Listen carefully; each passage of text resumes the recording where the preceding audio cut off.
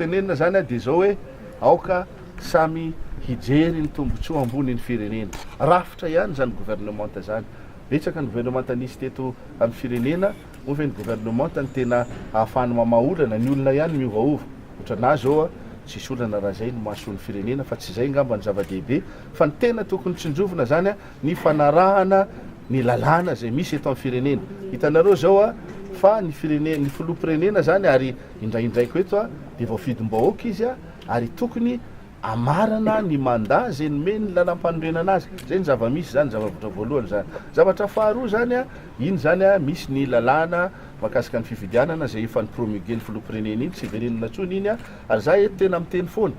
aoka tsy hisy hiteny hoe resy ianina na resy ny mandresy ny atso tsy misy mandresy zany fa ny demokrasia ny mandresy ny fanajana ny lalàna fototra indrindrandrindra ny fanajana ny fitsarana avy lalam-panorenana zay ny tena zava-dehibe efa ny teny ny fitsarana avy lalam-panorenana tokony anaiky rehefa napahan-kevitry ny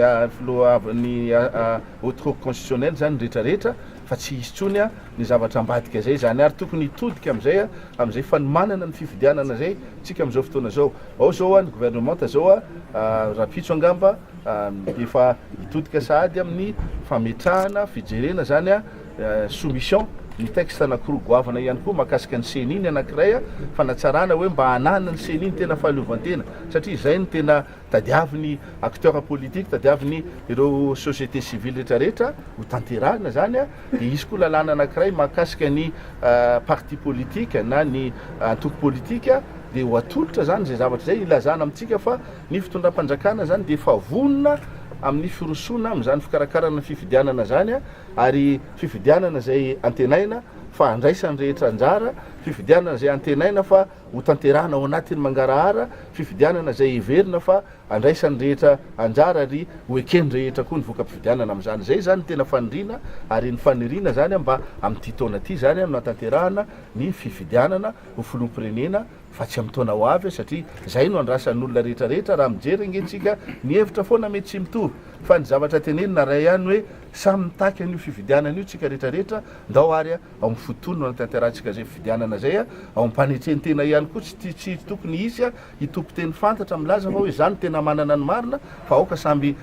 ampandefitra ny ambom-po hijery ny tombontsoa ambony firenena hijery ihany koa ary anaja zay firaisan-kina mahamalagasy zay ary anatanteraka sy karakara zay atotosana araka andatsaka ny sandavana zay fifidianana filoham-pirenena alohan'ny farantaona zay zany. Rovina ilay daty fifidianana fa nyseny efa nanolotra sosokevitra zao manko le izy efa lany iny lalàna iny averiko foana zay le teneniko iny zao efa promulgué ny lalàna io raha mijery amin'iny lalàna iny zao manosokevitra ny seny fa amin'ny alalany